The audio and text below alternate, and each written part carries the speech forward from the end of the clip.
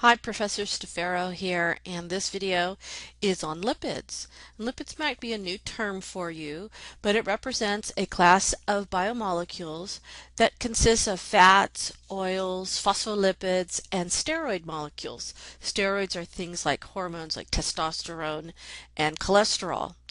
But going back to the foods that we eat, lipids are the oils, the butter, the cheese, the bacon fat. All of those things are high in lipids. And when we look on food labels, the lipid content is one of the things we follow, especially the fats, oils, and steroids actually, because cholesterol is a steroid molecule. But you can see from the label there that we're looking at the saturated fats, the trans fats. So we're going to address what that actually means in a molecular way here in the video. So there are three main groups of lipids. There are fats and oils, there are phospholipids, and then there are the steroids. Some characteristics that are unique to lipids is that they are hydrophobic, meaning that they are water repelling. Then the other characteristic that is important is that most of the molecule is nonpolar, having large regions of nonpolar structure that's going to make those molecules more hydrophobic. These molecules also, because they're made up of long chains of carbon and hydrogen bonded to each other, can store lots and lots of energy, twice the amount of a polysaccharide. And then lastly, what I wanted to say is that in our discussions about carbohydrates and proteins and nucleic acids, there's always been a monomer to polymer relationship in terms of the structure. And of course, in biology, there's always something that doesn't follow the rule, and lipids is one of them. And each of these are going to have just a little bit of a difference in terms of how they're built. So let's take a look at the fats and oils first. So here is the two component parts of fat or an oil, and that's going to be glycerol and fatty acids. So you see the glycerol molecule on the top. It is definitely an alcohol with the three hydroxyl groups that are attached there. And then the fatty acid chain is the long hydrocarbon molecule that you see with the acid functional group, that carboxylic acid at the top of the molecule, that's making it a fatty acid. And when the two get linked to each other through dehydration synthesis, that fatty acid will attach to the glycerol molecule. And in fact, we'll see three fatty acid chains attached to the glycerol backbone. So here's that in a representation. We're going to form what's called a triglyceride. So you might have heard that term before in terms of how much fat's in your blood.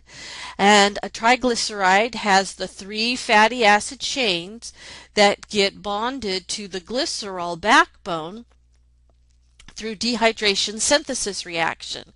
So that is one of the main fats or oils that we see in this group. So dehydration synthesis forms the covalent bond between glycerol and three fatty acids, and when they link to each other, the type of covalent bond that we see here is called a ester linkage. Butter, lard, margarine, and salad oil are composed of lipids called fats. To make a fat molecule, three fatty acids bind to a molecule of glycerol. For this reason, fat molecules are technically called triglycerides.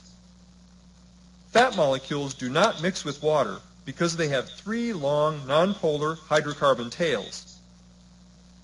Cells use fats for energy storage because the tails hold more potential energy than other biological molecules. The fatty acid tails in a fat can vary in length. A very important characteristic of fats is the number of double bonds in the hydrocarbon tails. Fats that contain only single bonds are called saturated fats. Fats containing double bonds in one or more tails are called unsaturated fats. Unsaturated fats tend to be liquid at room temperature. Vegetable oils are examples. Saturated fats, like butter and lard, are solid at room temperature. Saturated fats in the diet can lead to heart disease, while unsaturated fats are safer.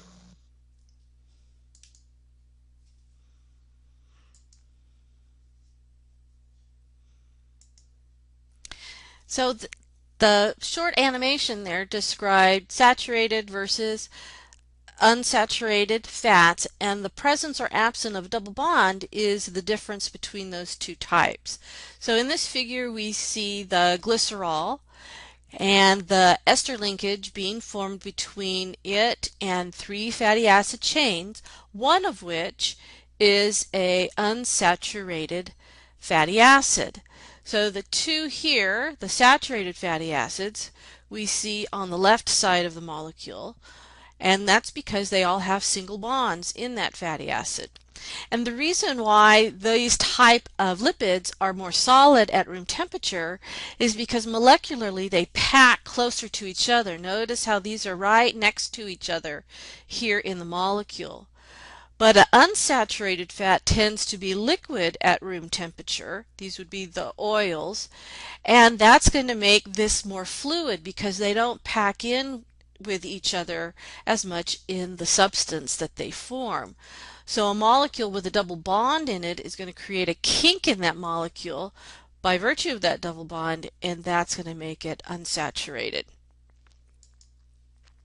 The next group of lipids is what's referred to as the phospholipid, and it has a lot of components that we just saw. It's going to have fatty acids, it's going to have glycerol, but instead of three fatty acid chains attached to the glycerol molecule, one of those hydroxyls off of the glycerol will attach a phosphate group, and that phosphate group is going to make that part of the molecule hydrophilic. So phospholipids are unique because they have both the hydrophilic and the hydrophobic region, the hydrophobic region being where the tails are.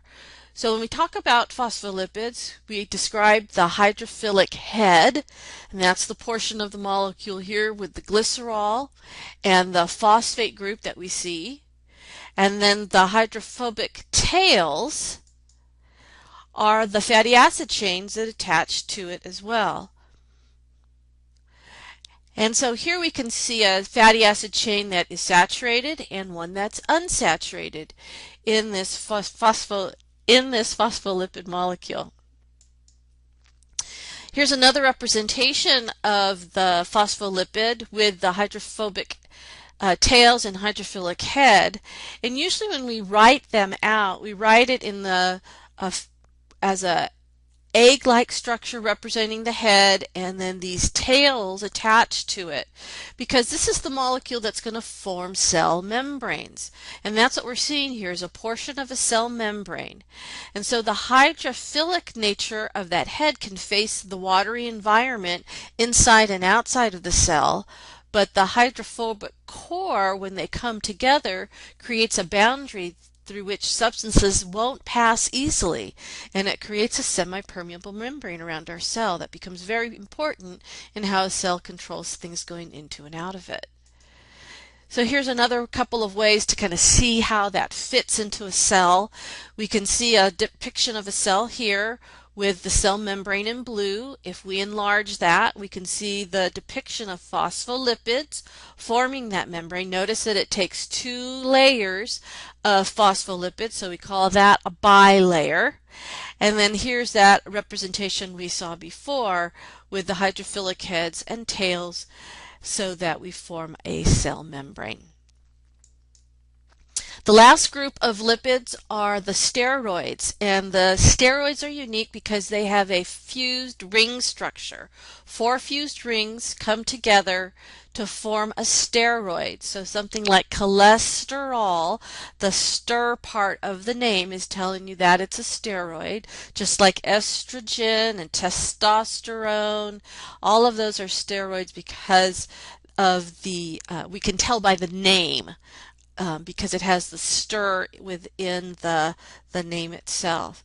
They differ, of course, by virtue of the functional groups that attach to the four fused rings. So here are some examples. Cholesterol again, vitamin D, cortisol, testosterone. Those are all examples of steroids. And notice the commonality between them is the 4-fused ring structure. Steroids can be a health risk if you end up using anabolic steroids.